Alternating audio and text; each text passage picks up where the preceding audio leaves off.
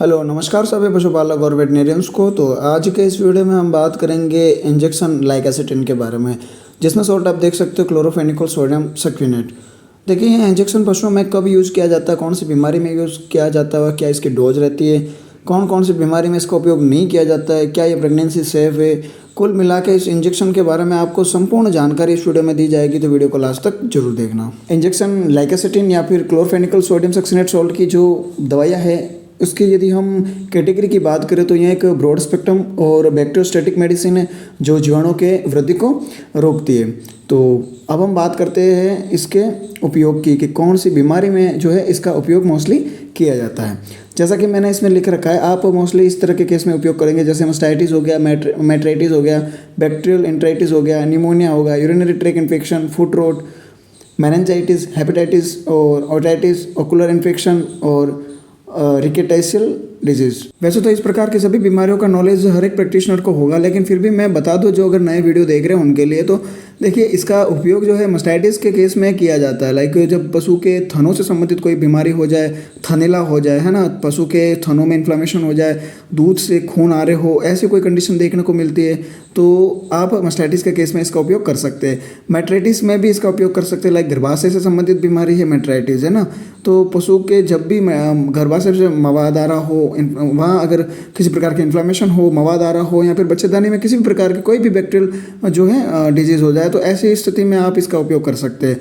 बाकी bacterial enteritis, आंतों से संबंधित यदि कोई गंभीर बीमारी हो जाए, पशु में डायरिया हो जाए, तो ऐसी स्थिति में भी आज आप इसका उपयोग कर सकते हैं। इसी प्रकार से निमोनिया के केस में जब पशु को सांस लेने में दिक्कत हो रही हो, घुटन हो रही हो, ऐसे केसेस में भी इसका उपयोग किया जाता है। तो निमोनिया हो गया गलघोटू से संबंधित, तो गलघोटू के केस में इसका उपयोग आप कर सकते हैं। इसके साथ यूरिनरी ट्रैक इन्फेक्शन, जब मूत्राशय से संबंधित किसी प्रकार का कोई संक्रमण हो जाए पशु में, तब भी आप इसका उपयोग कर सकते हैं। फुट रोट डिजीज होती है पशुओं में, दो खुर वाले पशु में, जैसे रूमिनेंट्स में। तो जब भी पशु के खुर में यदि घाव हो जाए, है ना, फुट रोट डिजीज में मैंने कंप्लीट वीडियो बना रखा है, वो देख लेना आप। तो ऐसी स्थिति में भी आप इस इंजेक्शन का उपयोग कर सकते हो। और मोस्टली इसका उपयोग किया जाता है मेनिंजाइटिस, जिस पर मैंने एक पहले वीडियो भी बनाया और उसमें मैंने इस इंजेक्शन का जिक्र भी किया है। मेनिंजाइटिस के केस में जब मस्तिष्क के तंत्र से संबंधित बीमारी है, ऐसी स्थिति में आप अगर इस इंजेक्शन का उपयोग पशु में करते हैं तो पशु बिल्कुल सही हो सकता है मेनिंजाइटिस के केसेस में, है ना, क्योंकि यहाँ ब्रेन बैरियर पर एकमात्र यह एंटीबायोटिक है। और भी एंटीबायोटिक है, सिफोडोक्सिम सोडियम करके एंटीबायोटिक आती है, वो भी ब्रेन बैरियर पर अच्छा कार्य करती है। तो उसको भी आप तंत्रिका तंत्र संबंधित या फिर ब्रेन से संबंधित कोई इन्फ्लामेशन हो जाए तो ऐसी स्थिति में इस एंटीबायोटिक का उपयोग कर सकते हैं। साथ में स्टेरॉइड भी देना अनिवार्य रहता है। तो कुल मिला के मेनिंजाइटिस जैसा केस यदि आप पशु में देखने को मिलता है तो आप जो है इसका उपयोग कर सकते हैं। हेपेटाइटिस, इसके बारे में यदि आपको मैं बताऊं तो जब लीवर में इन्फ्लामेशन हो जाए, है ना, यकृत में सूजन हो जाए, जिस वजह से क्या होता है कि पशु खाना पीना जुगाली बंद कर देता है ना, तो ऐसी स्थिति में भी आप जो है इस एंटीबायोटिक का उपयोग पशु में कर सकते हैं। इसके अलावा ओटाइटिस, लाइक कान में सूजन हो जाए, अंदर सूजन हो जाए, बाहरी सूजन हो जाए, किसी भी प्रकार के कान से संबंधित यदि पशु में सूजन हो गई है, तो ऐसी स्थिति में भी इस इंजेक्शन का उपयोग जो है आप पशु में कर सकते हैं। इसके साथ ओकुलर इन्फेक्शन हो जाए, पशु में आंखों के संबंधित कोई डिजीज हो जाए, आंखों से पानी आना हो, या फिर आंखों में किसी प्रकार का कोई भी रेडनेस हो गई, किसी भी प्रकार की कोई भी आंखों से संबंधित अगर बीमारी आपको देखने को मिल रही है, तो ऐसी स्थिति में आप जो है इस एंटीबायोटिक का उपयोग पशु में कर सकते हैं। एक बात ध्यान रखना, शेड्यूल एस ड्रग की श्रेणी में यह एंटीबायोटिक आती है, तो इसका उपयोग जो है केवल और केवल वेटनेरियंस ही करते हैं, पशु चिकित्सक ही कर सकते हैं। क्योंकि इसके साइड इफेक्ट, मेन क्या बात है कि यह एंटीबायोटिक मोस्टली कम यूज़ की जाती है फील्ड में, है ना, तो इसकी क्या है कि प्रॉपर डायग्नोसिस के बाद ही इसको एक एंटीबायोटिक के तौर पे उपयोग किया जाता है। तो जनरली जो हम पशु फील्ड में उपयोग करते हैं एंटीबायोटिक, उनकी तरह इसको उपयोग नहीं किया जाता। इसका उपयोग करना है तो केवल पशु चिकित्सक फील्ड कंडीशन के हिसाब से और अच्छे से निदान करके, डायग्नोसिस करके ही इस एंटीबायोटिक का उपयोग पशुओं में कर सकते हैं। इसके अलावा जैसे मैंने बताया, रिकेट्सियल डिजीज जब हो जाए पशु में, इसमें इसका कारण अगर मैं बताऊं तो देखिए एर्लिचिया ऑर्डिनरी नामक अंतःकोशिकीय रिकेट्सिया है, उसके कारण जो है पशु में यह डिजीज देखने को मिलते हैं। इसमें मोस्टली होता है क्या है कि पशु को फीवर रहता है, बुखार रहता है, और नॉर्मल जब हम इसको एंटीपायरेटिक देते हैं तो ऐसी स्थिति में क्या है कि पशु का बुखार टूटता नहीं है ना।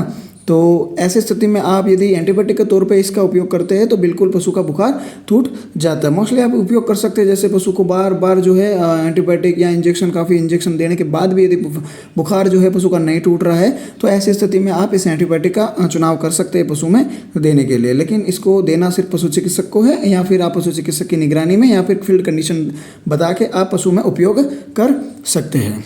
इसी के साथ इसके डोज, प्रेगनेंसी और साइड इफ़ेक्ट की बात करने से पहले यदि आपने मेरे चैनल को सब्सक्राइब नहीं किया तो प्लीज़ सब्सक्राइब जरूर करें। साथ ही आप यदि मेरे व्हाट्सअप ग्रुप से जुड़ना चाहते हैं, पर्सनल मेरे से जुड़ना चाहते हैं, तो मैंने अपने चैनल का जो डिस्क्रिप्शन है वहाँ मैंने अपनी चैनल के जो व्हाट्सअप ग्रुप है और व्हाट्सअप चैनल है दोनों की लिंक वहाँ दे रखी है। तो वहाँ से सीधे आप मेरे पर्सनल कॉन्टैक्ट है वहाँ से जुड़ सकते हैं, व्हाट्सअप ग्रुप और व्हाट्सअप चैनल से। चलिए तो अब हम बात करते हैं इसके डोजेस की।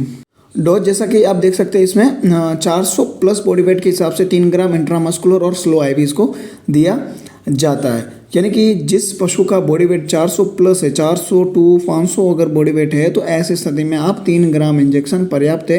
वैसे तो ये लाइकासिटिन इंजेक्शन है जो 1 ग्राम, 2 ग्राम और 3 ग्राम में उपलब्ध रहता है। तो बड़े पशु में आप 3 ग्राम तक उपयोग करते हैं तो पर्याप्त डोज है, आप उपयोग कर सकते हैं। बाकी इंट्रावेनस रूट से दे रहे तो आपको एक बात ध्यान रखनी है, इसको बिल्कुल स्लो आईवी देना है ना, क्योंकि यह जो हार्ट अटैक का कारण बन सकता है। एक साथ यदि आप पशु में फास्ट इसको देंगे तो पशु को चक्कर आएंगे, पशु गिर जाएगा और अल्टीमेटली पशु की मौत भी हो जाती है। तो थोड़ा बहुत ध्यान रखना है। सेम ऐसा आपने जो इंटासेप्ट जो इंजेक्शन आता है उसमें भी ऐसी स्थिति देखने को मिलती है। जब आप उसको फास्ट लगा देते हैं आईवी तो क्या होता है कि पशु को चक्कर आते हैं, पशु गिरने लग जाता है, पशु कांपने, वाइब्रेट होने लगता है ना, तो गिर भी जाता है कई बार पशु और अल्टीमेटली पशु की मौत भी हो जाती है। तो बस आपको ध्यान रखना है कि जो भी आप एंटीबायोटिक दें, मैं इसकी बात नहीं कर रहा, कोई भी एंटीबायोटिक यदि आप इंट्रावेनस रूट से दे रहे हैं तो बिल्कुल उसको स्लो आईवी देना रहता है। बाकी इसकी प्रेगनेंसी की बात करें तो प्रेगनेंसी अनसेफ ही है और भी जैसे पशु चिकित्सक अपने विवेक से पशु में उपयोग कर सकते हैं। बाकी मैं आपको सजेस्ट करूँ तो प्रेग्नेंट पशु को यह एंटीबायोटिक बिल्कुल न लगाए। बाकी मैं इसकी साइड इफ़ेक्ट की बात करूँ तो देखिए, कुत्तों में, बिल्ली में यदि आप इसका उपयोग करते हैं कम डोज में ना, वैसे तो इसको उपयोग किया जाता है, तो पशु में वोमिटिंग हमें देखने को मिलती है। ओवरडोज जब पशु में हो जाए तो उल्टी देखने को मिलती है, डायरिया देखने को मिलता है ना, स्किन इन्फेक्शन हमें देखने को मिलता है। और मैं इसके डोजेस, इसकी और उपयोग की मैं बात कहना भूल गया। जैसे मैंने स्किन का जिक्र किया तो मेरे को याद आया कि इस इंजेक्शन का उपयोग जो है आप स्किन डिजीज़ में भी कर सकते हैं, है ना। त्वचा पे चकत्ते बन जाए, त्वचा पे किसी प्रकार का इन्फेक्शन हो जाए, स्किन इन्फेक्शन है ना, डर्मेटाइटिस हो जाए, है ना, चमड़ी में सूजन हो जाए किसी प्रकार की, तब भी क्या है कि आप इस एंटीबायोटिक का उपयोग कर सकते हैं। लेकिन अगर ओवरडोज देंगे तो वहीं इसके विपरीत कार्य करेगा और शरीर को पशु के बिगाड़ देता है ना। तो ये आपको बिल्कुल ध्यान रखना है। तो फाइनली आपको ये वीडियो कैसा लगा कमेंट करके जरूर बताएं और भी इसी तरह की वीडियो देखने के लिए मेरे चैनल से जरूर जुड़े। साथ ही आप किस विषय पे वीडियो चाहते हैं वह भी आप मेरे को कमेंट में बता सकते हैं। बहुत बहुत धन्यवाद। मिलते हैं किसी अन्य वीडियो में, तब तक के लिए बाय।